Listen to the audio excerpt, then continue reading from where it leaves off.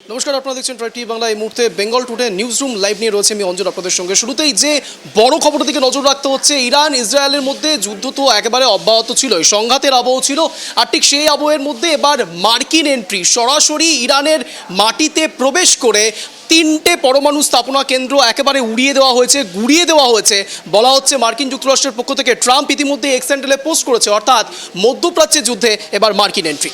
দেখুন, ইরানে 3টি পরমাণু কেন্দ্রে হামলা আমেরিকার। তবে ট্রাম্পের ঘোষণা, এবার শান্তির সময় এসেছে। নিজের সমাজ মাধ্যম ট্রুথ সোশ্যালে দেওয়া বার্তায় ট্রাম্প লেখেন, ফর্দো সহ 3টি পারমাণবিক কেন্দ্রে অপারেশন সম্পন্ন হয়েছে। গর্বিতভাবে জানাতে পারি, সমস্ত মার্কিন বিমান এখন ইরানের আকাশসীমার বাইরে এবং নিরাপদ। এটি ইতিহাসে এক অনন্য সামরিক কৌশল। তিনি আরও দাবি করেন, এই অভিযান এমনভাবে সম্পন্ন হয়েছে যা এখনো পর্যন্ত কোনো দেশের সেনাবাহিনীর পক্ষে সম্ভব হয়নি।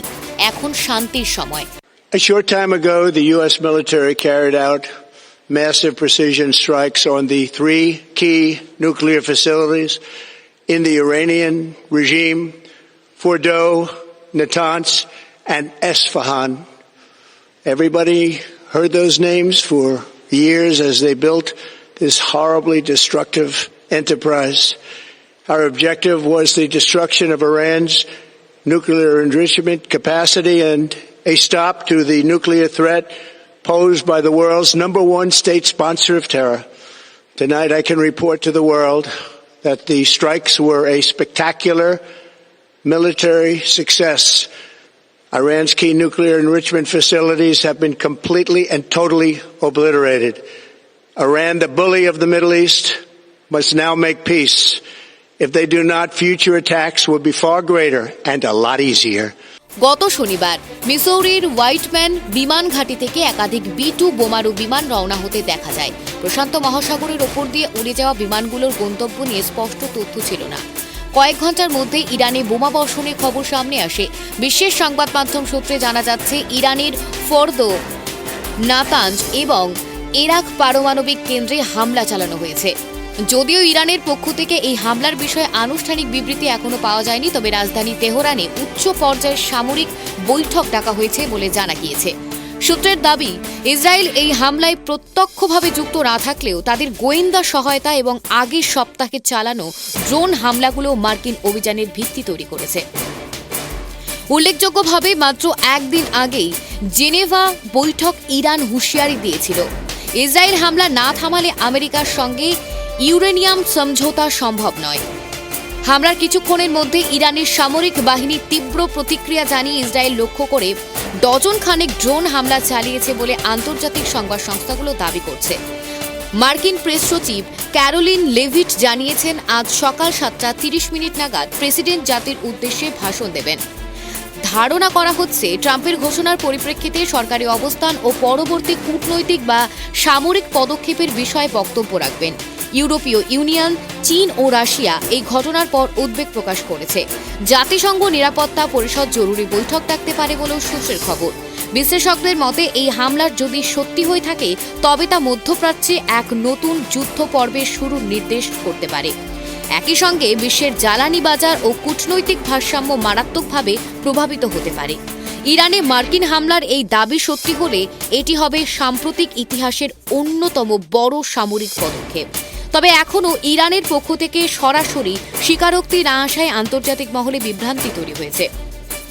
একদিকে ট্রাম্পের দৃঢ় ভাষা, অন্যদিকে ইরানের সম্ভাব্য প্রতিশোধ। এই দুইয়ের মাঝে গোটা বিশ্ব তাকিয়ে আছে পরবর্তী পদক্ষেপের দিকে। Bureau report, tribe TV Bangla. ইরানের সম্ভাব্য প্রতিশোধ কোন জায়গায় আছে সেটার থেকেও বড় প্রশ্ন, এবার মধ্যপ্রাচ্যে যদি এই রকম বাতাবরণ তৈরি হয়, তাহলে রাশিয়া চীন কি করবে? আর রাশিয়া চীনের ক্ষেত্রে আমেরিকার স্ট্যান্ড কিংবা আমেরিকার সতর্কবার্তা কি এখান থেকেই শুরু হলো? অন্তত প্রতিরক্ষা বিশ্লেষক প্রফুল্লবাবু এমনটাই বলছেন। দেখুন,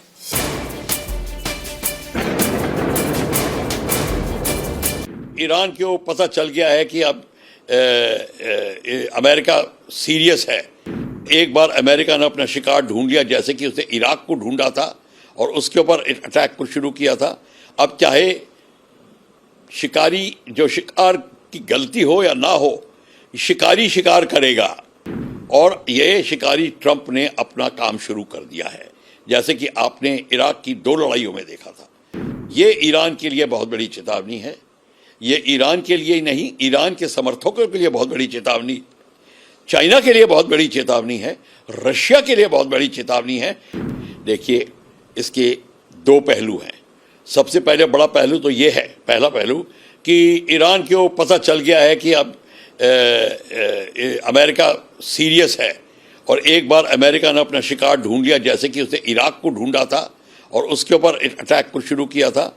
अब चाहे शिकार आपने नहीं किया तो मैं कह नहीं सकता। कहने का मतलब है कि उसने एक चेतावनी दे दी है कि अभी भी आप बाज आ जाओ, सिंपल शब्दों में। तो ये ईरान के लिए बहुत बड़ी चेतावनी है।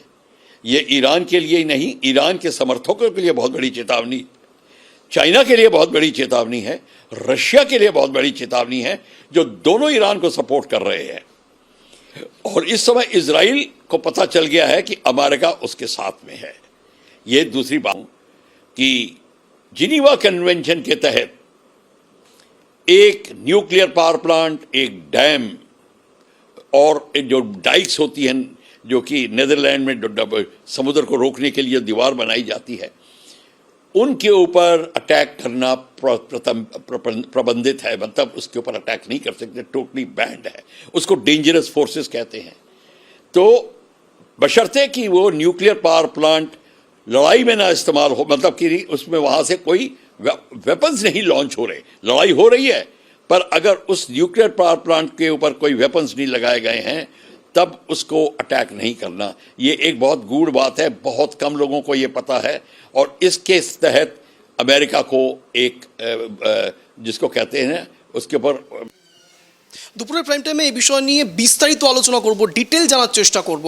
ইরান ইসরায়েলের যুদ্ধের আবহে ঠিক এই মুহূর্তে আমেরিকা স্ট্যান্ড এবং মধ্যপ্রাচ্যে হঠাৎ করে এই মার্কিন এন্ট্রি কোন দিকে বার্তা বহন করছে, আর ঠিক এই বিষয় নিয়ে বিস্তারিত কথা বলবো। এই মুহূর্তে রয়েছে আমাদের সঙ্গে প্রণতা ভট্টাচার্য, আন্তর্জাতিক বিশ্লেষক। প্রণতা ম্যাম, আপনাকে স্বাগত ট্রাইব টিভি বাংলা। কথা বলছি অঞ্জন। মূলত একটি বিষয় অত্যন্ত গুরুত্বপূর্ণ, তা হলো মধ্যপ্রাচ্যের যুদ্ধে হঠাৎ করেই মার্কিন এন্ট্রি কিভাবে দেখছেন? মধ্যপ্রাচ্যে মার্কিন এন্ট্রি আজকে নয়, মধ্যপ্রাচ্যে যে কোনো সমস্যায় মার্কিন যুক্তরাষ্ট্রের একটা ভূমিকা থেকে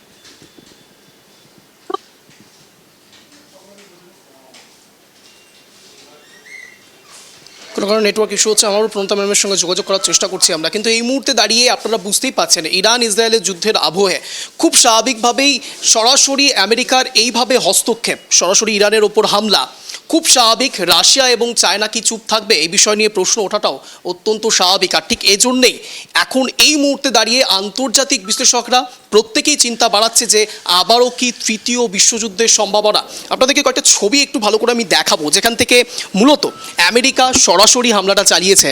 এটা অত্যন্ত গুরুত্বপূর্ণ একটি জায়গা, গুয়াম আইল্যান্ড। আপনারা দেখতেই পাচ্ছেন এখানে এই গুয়াম আইল্যান্ড থেকেই কিন্তু সরাসরি আমেরিকার পক্ষ থেকে চলে গিয়েছে পারমাণবিক জায়গার, পারমাণবিক যেখানে স্থাপনা করা হচ্ছে ফর্দোতে, সেখানে সরাসরি হামলা হয়েছে। এবং তার থেকেও আরও একটা ইম্পর্টেন্ট জায়গা রয়েছে, এই যে লোকেশনটা আপনারা দেখতে পাচ্ছেন, ডিয়াগো গার্সিয়া এবং তার সঙ্গে সঙ্গে গুয়াম, এই জায়গাটা অত্যন্ত গুরুত্বপূর্ণ। এই দুটো জায়গা থেকেই কিন্তু মূলত হামলাটা চালানো হয়েছে। আপনাদেরকে একটু যদি জুম আউট করে আমি দেখাই, তাহলে আপনারা দেখতে পাবেন এই গুয়াম থেকে যদি সরাসরি কিছু, যখন জাপানের সঙ্গে একসময় যুদ্ধ হয়েছিল, তখন কিন্তু এই গুয়াম থেকেই সরাসরি জাপানের ওপর হামলা করা হয়েছিল।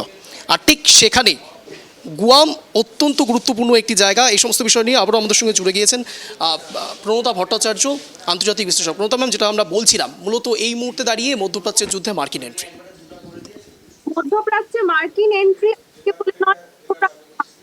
সবসময় ছিল, তার কারণ চীনের যে বাণিজ্য বিষয় মার্কিন যুক্তরাষ্ট্রের ভূমিকা সবসময় ছিল। ইসরায়েল আমেরিকা কিন্তু এখন যেভাবে ইরান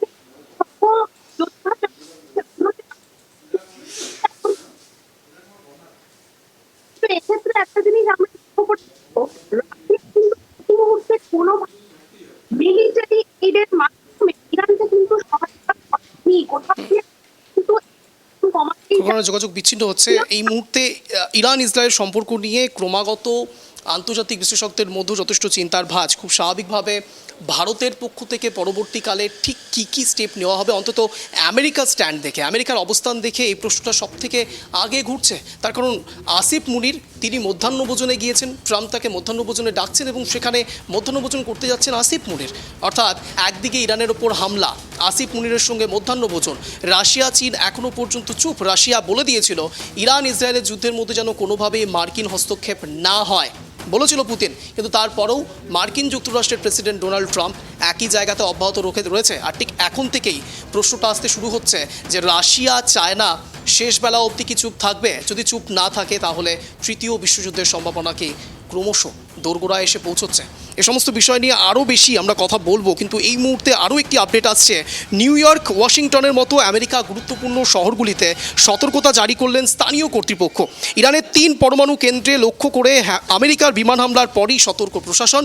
পশ্চিম এশিয়ার উত্তেজনার মধ্যেই আমেরিকার শহরগুলিকে নিরাপত্তার চাদরে মুড়ে ফেলার কাজ শুরু হয়ে গিয়েছে। অনেকেরই প্রশ্ন, আমেরিকা কি ইরানের পাল্টা হামলার আশঙ্কা করছে? অর্থাৎ ইট মারলে পাটকেল তো খেতেই হবে, অনেকটা নিউটনের থার্ড লর মতো, সমান এবং বিপরীতমুখী প্রতিক্রিয়া। দেখুন, আমরা আমাদের সঙ্গে জুড়ে গিয়েছেন প্রণতা ভট্টাচার্য, আন্তর্জাতিক বিশ্লেষক। প্রণতা ম্যাম, যেটা বলছিলাম সরাসরি জানতে চাই। হ্যাঁ, ককেসাসের যে কোনো জায়গাতেই ইরান শুধু বলে নয়, ইরান ছাড়াও অন্যান্য রাষ্ট্রগুলোর সঙ্গেও কিন্তু রাশিয়ার সম্পর্ক যথেষ্ট ভালো। ফলে এই বিষয়ে রাশিয়া কিন্তু সেইভাবে সদর্থকভাবে নেবে না, এবং অবশ্যই আমেরিকার যে যোগদান সেটাকে কিন্তু রাশিয়া ভীষণভাবেই কন্ডেম করছে। শুধু রাশিয়া নয়, চায়নাও ভাবে কন্ডেম করছে। কিন্তু এখানে প্রসঙ্গত বলে রাখি, এসকেলেশন কমানোর, এমনকি রাশিয়া কিন্তু জানিয়েছে যে রাশিয়া মিডিয়েট করতেও রাজি আছে, অর্থাৎ কোথাও গিয়ে মধ্য স্থাপনের চেষ্টার কথাও কিন্তু রাশিয়া, ইরান এবং ইসরায়েলের আমেরিকার যে নতুন করে যোগদান এবং তার যে অবলিটারেশন, প্রত্যেকটা নিউক্লিয়ার সাইটকে যে ধ্বংস করে দেওয়া, এই বিষয়টা কোথাও গিয়ে অস্বস্তির কারণ কিন্তু সবার ক্ষেত্রেই হবে, এবং ভারতের ক্ষেত্রেও কিন্তু কোথাও গিয়ে এটা কেমন কেমন সমস্যা হচ্ছে কি, আমাদের 2/3 হরমুজ প্রণালী হয়, এবং হরমুজ প্রণালী কিন্তু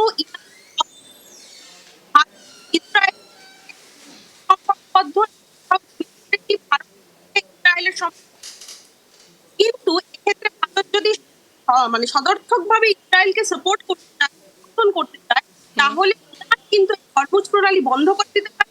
এবং অলরেডি তেলের সমস্যা শুরু হয়ে গেছে, এই ক্রাইসিস আরো বৃদ্ধি পাবে। ফলে তেলের দাম অলরেডি বৃদ্ধি পেয়েছে, আরো বৃদ্ধি পাবে। ফলে ভারতের কিন্তু তেলের আমদানি নিয়ে সমস্যা ভীষণভাবে জড়াবে, কারণ এই রাস্তাটা দিয়েই কিন্তু ভারতের তেল আসে, শুধুমাত্র ইরানের থেকে। অর্থাৎ এক কথায় প্রণতা ম্যাম, ইরান হাতে না মেরে ভাতে মারার একটি কৌশল অবলম্বন করছেন। একদম একদম, এক্ষেত্রে ভীষণ ভারত আপডেট হতে পারে। এবং শুধুমাত্র তাই নয়, ইরান এবং ইসরায়েল দুটি রাষ্ট্রে কিন্তু ভারতের আমদানি রপ্তানি চালু আছে।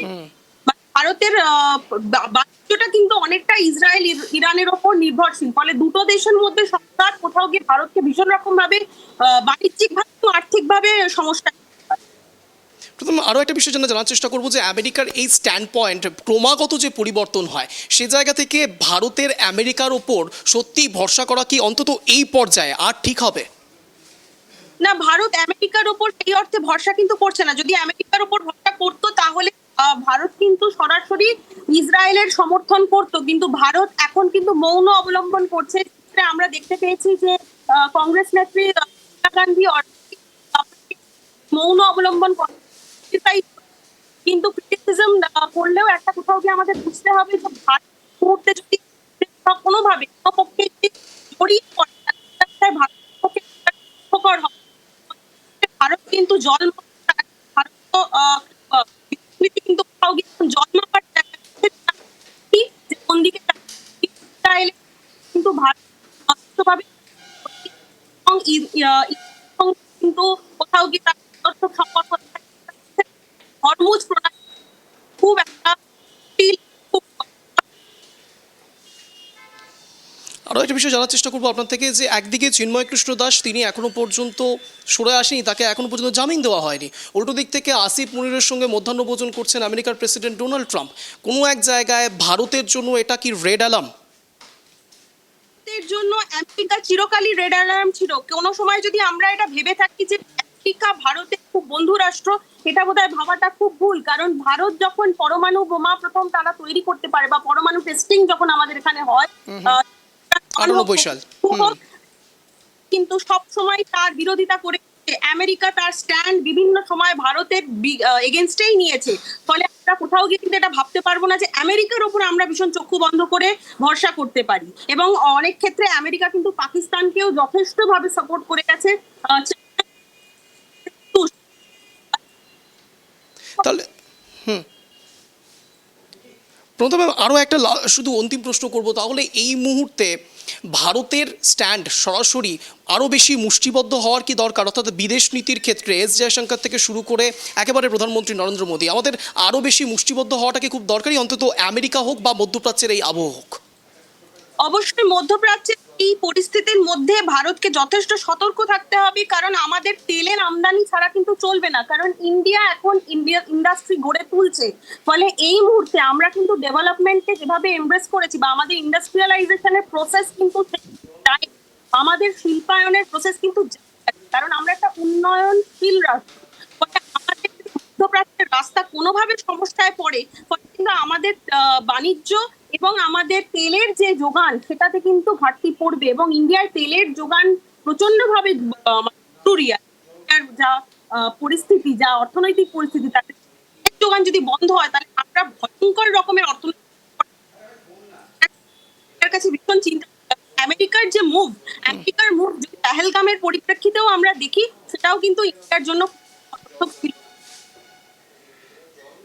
একেবারেই অনেক ধন্যবাদ প্রণতা ম্যাম সঙ্গে থাকার জন্য। আপনারা শুনছিলেন আন্তর্জাতিক বিশ্লেষক প্রণতা ভট্টাচার্য, তিনি আমাদের সঙ্গে জুড়েছিলেন। তিনি একটি বিষয়ের দিকে যেখানে সব থেকে বেশি আলোকপাত করেছেন তা হলো হরমুজ প্রণালী। আপনারা প্রত্যেকে জানেন এই প্রণালী দিয়েই মূলত তেল অত্যন্ত গুরুত্বপূর্ণ একটি রাস্তা অবলম্বন করে এবং সে জায়গা থেকে আন্তর্জাতিক ক্রুড অয়েলের দামের দিকেও কিন্তু বড় সড়ো প্রভাব পড়তে চলেছে, যেটা বিগত দিনেও ট্রাইব টিভি বাংলা বারংবার এই দিকে আলোকপাত করেছে। এবার সরাসরি আন্তর্জাতিক বিশ্লেষক পর্যন্ত বলছেন হ্যাঁ, আন্তর্জাতিক ক্রুড অয়েল এবং সেই ক্রুড অয়েলের দাম যদি বেড়ে যায় তাহলে ভারতের ক্ষেত্রেও প্রভাব পড়তে শুরু করবে।